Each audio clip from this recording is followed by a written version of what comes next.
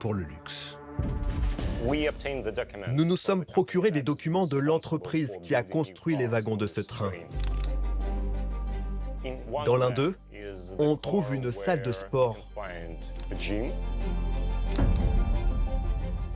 Il y a aussi un salon de beauté et toujours dans le même wagon, un sauna et un hammam.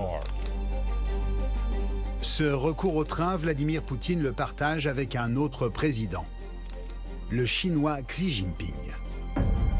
Il faut dire que la Chine, deuxième puissance mondiale, ne dispose pas d'un avion présidentiel, ou plutôt, n'en dispose plus. En 2001, le gouvernement chinois avait commandé un Boeing 767-300ER aux États-Unis, à Seattle.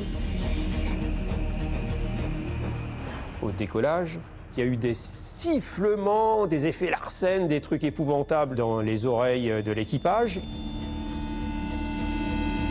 Ils vont démonter l'appareil, ils vont retrouver pas moins de 27 micros cachés dans l'avion. Il y en avait même un dans la chambre à coucher du président, juste dans sa tête d'oreiller, et il y en avait un dans les toilettes. Depuis cette affaire d'espionnage, plus question pour Pékin de faire voyager le chef de l'État dans un avion présidentiel. La solution ? Recourir à l'avion de monsieur et madame tout le monde.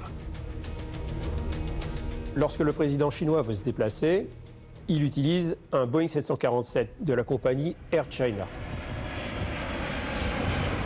3 semaines avant le voyage, l'avion sélectionné est démonté et entièrement inspecté, centimètre par centimètre. Et avant le grand départ, la cabine du Boeing d'Air China s'offre une montée en gamme. Toutes les rangées de voyageurs sont supprimées et remplacées par une chambre à coucher, par une